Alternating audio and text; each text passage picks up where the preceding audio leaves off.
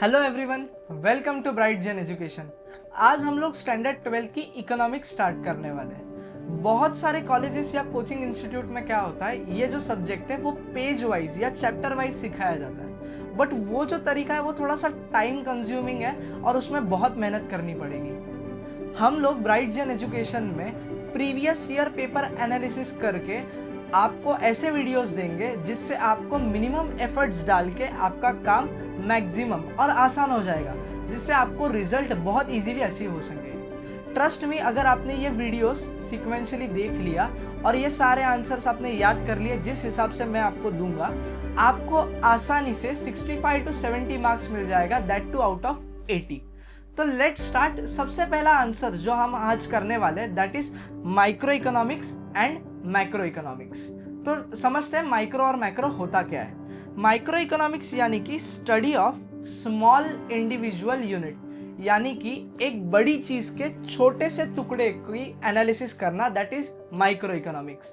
वेराज macro economics यानी कि large aggregate economic unit की स्टडी कर। माइक्रो इकोनॉमिक्स यानी कि छोटे से टुकड़े की स्टडी, वेराज मैक्रो मतलब वो पूरे हिस्से की एग्रीगेट स्टडी। फॉर एग्जाम्पल, अगर मैं पूरे देश की इनकम कैलकुलेट करता हूँ जिसे हम नेशनल इनकम कहते हैं, वो मैक्रो इकोनॉमिक्स के अंडर आ जाएगा।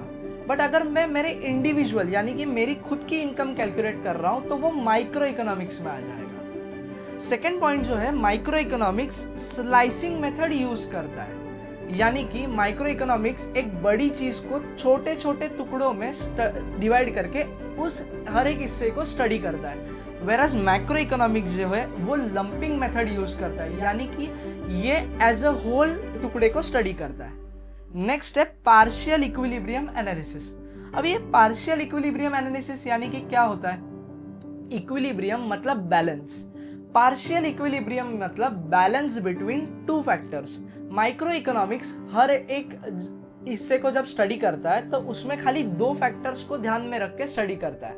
वेराज macroeconomics is general equilibrium, यानी कि मैक्रो इकोनॉमिक्स बहुत सारे फैक्टर्स को कंसिडर करता है कुछ हिस्से को स्टडी करने के लिए। नेक्स्ट है micro economics is called as price theory. Micro economics को प्राइस थियरी बोला जाता है क्योंकि माइक्रो इकोनॉमिक्स से हम किसी भी प्रोडक्ट की प्राइस डिटरमाइन कर सकती है। मान लो ये जो पेन है मेरे हाथ में, इसका प्राइस क्या होगा, इसका प्राइस कैसे निकालेंगे, वो हमें माइक्रो इकोनॉमिक्स से पता चलता है। वेराज मैक्रो इकोनॉमिक्स जो है उसको हम लोग income, interest and employment theory बोलते हैं, क्योंकि मैक्रो इकोनॉमिक्स देश की नेशनल इनकम, देश में कितनी अमीरी है, गरीबी है, अनएम्प्लॉयमेंट है, कितना इंटरेस्ट रेट चल रहा है, क्या रेपो रेट साइकिल है, उसको स्टडी करता है। तो ये था distinguish between micro and macro economics. आपका जो नेक्स्ट आंसर है वो है डिमांड और डिजायर। डिमांड और डिजायर ये आपके बोर्ड्स के हिसाब से बहुत इंपॉर्टेंट आंसर है। अगर आप पास्ट के 10 साल के पेपर देखोगे तो ये आंसर तकरीबन 5 से 6 बार आया हुआ है 2 मार्क्स के लिए।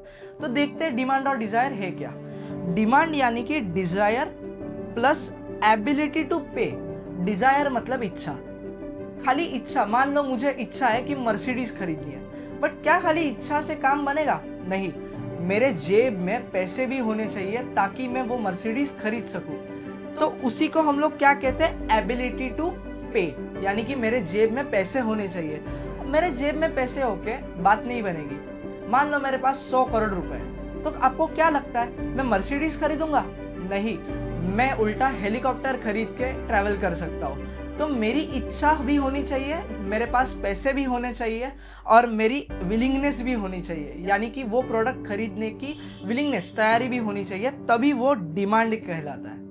वेराज डिजायर मतलब खाली इच्छा। मुझे लगता है कि मुझे एक हवाई जहाज खरीदना है, बट क्या लगने से कुछ होगा? नहीं। तो ये डिजायर मतलब इच्छा। डिमांड जो होती है वो रिलेटेड होती है टाइम और प्राइस से। जब किसी चीज का भाव बढ़ जाता है तो उसकी डिमांड कम हो जाती है। फॉर एग्जाम्पल, मान लो हम 5 किलो गेहूं खाते थे हर महीने, ठीक है, और एक गेहूं की किलो की भाव है 20 रुपए किलो। अगर इसका गेहूं का भाव 120 रुपए हो गया तो क्या हम उतनी ही डिमांड करेंगे? नहीं, हम कम डिमांड करेंगे। क्यों? क्योंकि भाव बढ़ गया। वेराज डिजायर डिजायर को प्राइस और टाइम से कोई भी लेना देना नहीं होता है। मुझे अगर पता है कि मेरी कैपेसिटी नहीं है कि मैं रोल्स रॉयस नहीं खरीद सकता हूँ, तो क्या मैं ये सोच भी नहीं सकता क्या कि मैं ये खरीदूंगा? नहीं, मैं ये सोच सकता हूँ। तो क्योंकि सोचने के कोई भी पैसे नहीं लगते। तो ये है distinguish between demand and desire.